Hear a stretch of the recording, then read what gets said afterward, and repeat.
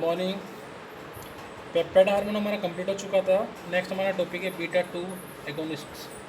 ठीक है, ये भी एक तरह के केमिकल्स होते हैं कि एक तरह की ड्रग्स होती है जिनका यूज़ हम करते हैं। देखो इनके अंदर क्या होगा, these drugs are generally use to treat asthma. Asthma आप जानते हैं, अस्थमा का जो पेशेंट होते हैं, अस्थमा जनरली लंग्स से रिलेटेड हमारी जो ब्रोंकाइटिस ब्रोंकस है, हमारे लंग्स के जो पाइप्स हैं, बोल सकते हैं हमारे रेस्पिरेटरी सिस्टम के जो पाइप्स हैं, उनके अंदर उनका जो साइज़ है या उनके अंदर इन्फेक्शन की वजह से उनका साइज़ जो है वो कम हो जाता है। तो उसी को हम क्या बोलते हैं, अस्थमा बोलते हैं। अस्थमा के टाइम जो है पाइप हमारे जो है श्रिंक हो जाते हैं, इसलिए हमें सांस लेने में दिक्कत आती है।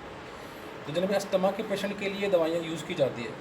ठीक है, जो अस्थमा देखो अस्थमा के पेशेंट के लिए दवाइयाँ यूज़ की जा रही है, तो इसका मतलब ये क्या होगा, हमारे रेस्पिरेशन की जो रेट है उसको बढ़ाएंगे और जो एयर है ज़्यादा से ज़्यादा इंटेक हम ले सकें। ये दवाइयाँ ये काम करती है। अस्थमा के पेशेंट के अंदर जो रेस्पिरेटरी ट्रैक है उसको क्लियर करने का काम करेगी दवाइयाँ, सिंपल सी बात है। So drug is found in asthma inhalers. These drugs relax the muscles that surround the airway and opening the air passage। हमारा जो एयरवे है, एयरवे का मतलब जो हमारे नोज़ है, हमारे ट्रेकिया है, हमारे लंग्स के जो ट्यूब्स है जिनको ब्रोंकस ब्रोंक्यूल्स बोलते हैं, उनकी बात कर रहे हैं। तो उनके जो मसल्स होते हैं उनको क्या करता है, ये रिलैक्स करता है, हमारे रिब्स के मसल को रिलैक्स करता है। Indeed this drugs allow more oxygen to reach the blood. ठीक है, owning the endurance that this drug provide, athletes usually take such drugs to enhance their respiratory function। आगे बात, रेस्पिरेटरी फंक्शन इंक्रीज़ करने के लिए इसका यूज़ हम करते हैं। Increase their capacity to strenuous efforts. ठीक है, जो मतलब हम जो गेम्स वगैरह खेलते हैं, किसी भी स्पोर्ट के अंदर थोड़ा बहुत स्ट्रेस सभी एथलीट्स को होता है, तो उस लेवल पे उस स्ट्रेस को कंट्रोल करने का काम करती है। ठीक है, and resistance and shorten recovery time. ठीक है, this drug also stimulate the will to win in sport competition. ठीक है, जीतने की इच्छा को स्टिमुलेट करने का काम करती है, मतलब एक तरह का क्या करती है, एग्रेशन, एक तरह का जोश जो है वो जगाती है ये ड्रग्स जो है। नारकोटिक्स, नारकोटिक्स का नाम आपने कई जगह कई बार सुना होगा नारकोटिक्स का। तो अभी तक जितने भी नाम आए थे उनका तो नाम नहीं सुना होगा आपने, नारकोटिक्स का नाम आपने सुना होगा। ठीक है, narcotics are use to reduce और एलिमिनेट पेन फ्रॉम इंजरी और allow athletes to make persistent efforts for a longer time. तो नारकोटिक्स का काम क्या होता है, ये रिड्यूस करता है, पेन को एलिमिनेट करता है। ठीक है, देखो एक सिंपल सा इसका ये क्या कहना चाह रहा है, इसको सिंपल से वे में समझाते हैं। जो ड्रग्स लेते हैं, कोकेन्स वगैरह लेते हैं और इसके अलावा जो हीरोइन लेते हैं, ये सारे ड्रग्स होते हैं।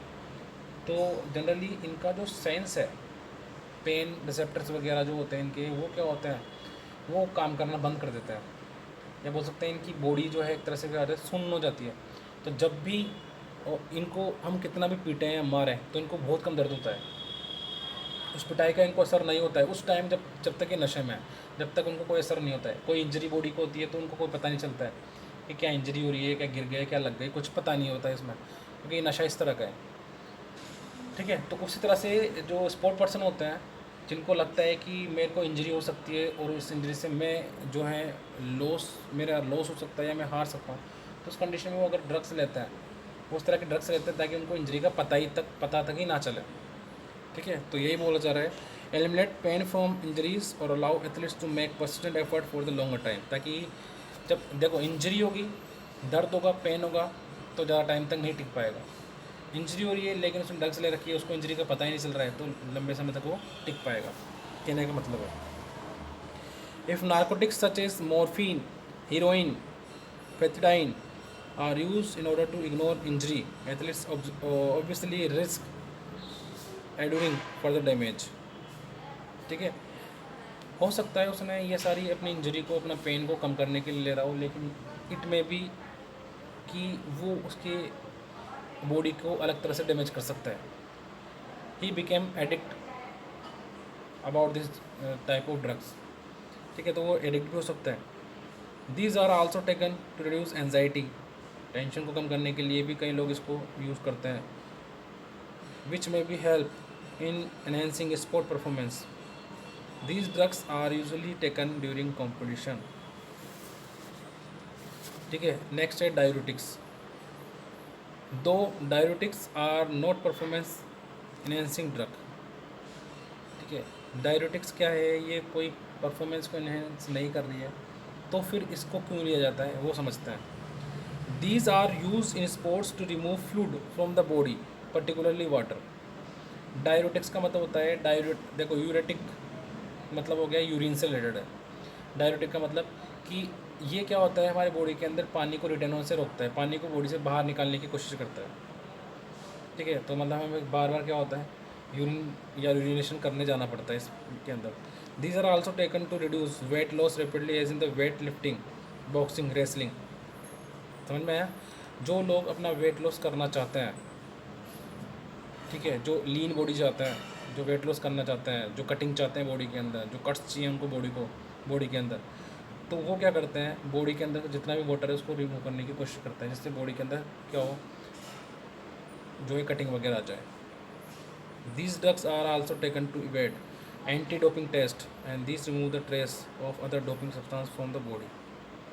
Example of diuretics are dextran diuretics. These are taken by athletes in or out of the competition.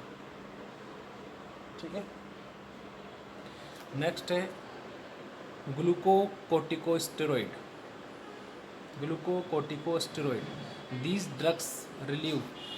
ये डाययूरेटिक और कोर्टिकोस्टेरॉइड जो है वो आपके 11th क्लास की बायोलॉजी जिसके पास है वो उनको भी अच्छी तरह समझ में आ जाएगा, क्योंकि ये टॉपिक्स उनकी बायोलॉजी के बुक के अंदर दे रखे हैं. These drugs relieve fatigue and pain. थकान और दर्द को दूर करने के लिए ये ज़रूरी है, काम करती है उस पर. These enhance tolerance for pain and prepare the athletes to continue the effort. Cannabinoids.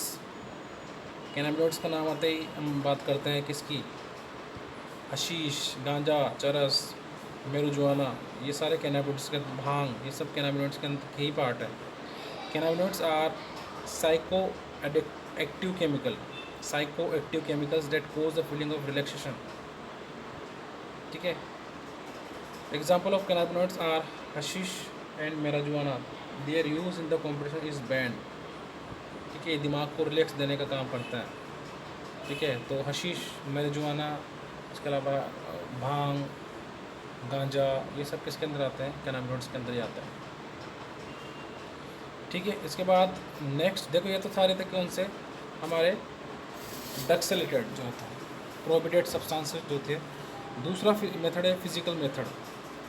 Physical method के अंदर क्या दे रखा है, physical method includes blood doping chemicals and gene doping. दो मेथड दे रखे हैं, blood doping and gene doping. Blood doping के अंदर क्या है, blood doping is defined by world anti doping agency, मतलब वाडा के थ्रू डिफाइन किया गया है as the misuse of techniques substances to increase one's red blood cell count. कैसे, Usually 2 units of athlete's blood is taken some weeks prior of the competition. Suppose कोई athlete है, उसका 2 week बाद उसका क्या है, कोई कंपटीशन है, उसका गेम है, तो 2 वीक पहले वो क्या कर लेगा, अपनी बॉडी से 2 यूनिट ब्लड निकाल लेगा. ये निकाल लिया क्योंकि ब्लड जो है हमारा आराम से 2 वीक के अंदर आराम से हमारा ब्लड जो है वापस से पूरा बन जाता है. निकाल के उसने उसको रख दिया. Then the blood is frozen until 1 or 2 days before the competition.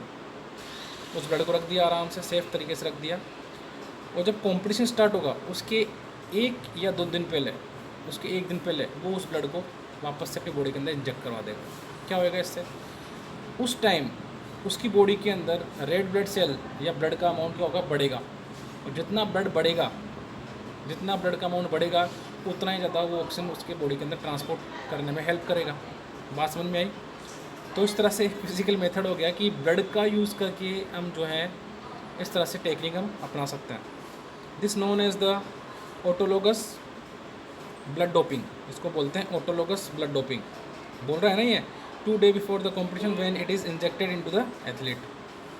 मतलब ये हुआ कि 2 वीक पहले उसने ब्लड निकाल लिया खुद का, और 2 वीक बाद वापस से जब कॉम्पिटिशन है तब ब्लड वापस से बॉडी के अंदर डाल दिया, जिससे उस टाइम उसके अंदर उसकी बॉडी के अंदर ब्लड का जो उसके अंदर ब्लड जो है इंक्रीज़ हो जाए, और ज़्यादा से ज़्यादा आरबीसी हो तो ज़्यादा से ज़्यादा आरबीसी होगी तो हीमोग्लोबिन होगा, हीमोग्लोबिन होगा तो क्या होगा, ऑक्सीजन जो है ज़्यादा से ज़्यादा क्या हो जाएगा, बॉडी के अंदर ट्रांसपोर्ट किया जाएगा, जिससे उसकी परफॉर्मेंस बढ़ेगी।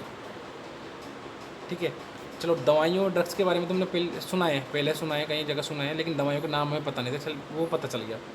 लेकिन ये चीज़ जो है वो पहली बार जो है तुम लोगों ने सुनी होगी कि ब्लड डोपिंग भी होती है। दूसरा है, ठीक है, होमोलोगस ब्लड डोपिंग, दूसरा पॉइंट है। एक ये तो था ऑटोलोगस ब्लड डोपिंग, दूसरा है homologous blood doping is the injection of fresh blood taken from second person straight into the athlete by increasing the number of red blood sales. Athlete है, उसी का ब्लड ग्रुप का कोई दूसरा person है, उसी से फ्रेश ब्लड निकाला और कहाँ ट्रांसफ़र कर दिया, एथलीट की बॉडी में ट्रांसफ़र कर दिया। एथलीट का नहीं है, दूसरे का है, लेकिन सेम ब्लड ग्रुप है, तो उसका ब्लड निकाला और एथलीट की बॉडी में ट्रांसफ़र कर दिया। तो क्या होगा, इससे number of red blood cells increase होंगे, oxygen carrying capacity of the muscles is increase, so muscles endurance is increase which ultimately enhance the sports performance. बात समझ में आई कि नहीं? वही बात बोल रहा है जो मैं बता दी। Use of artificial oxygen carrier is also second method blood doping which involve use of artificial oxygen carrier. Hemoglobin oxygen carrier are chemical or purified protein which have the ability to carry oxygen. These are helpful in the enhancing aerobic capacity. तो इस तरह से जो है different तरीके से different drugs के बारे में हमने पढ़ा जो कि डोपिंग के अंदर यूज़ की जा सकती है। फिजिकल मेथड के अंदर ब्लड डोपिंग हमने पढ़ी है। नेक्स्ट जीन डोपिंग है, वो हम नेक्स्ट क्लास के अंदर डिस्कस करेंगे। Thank you.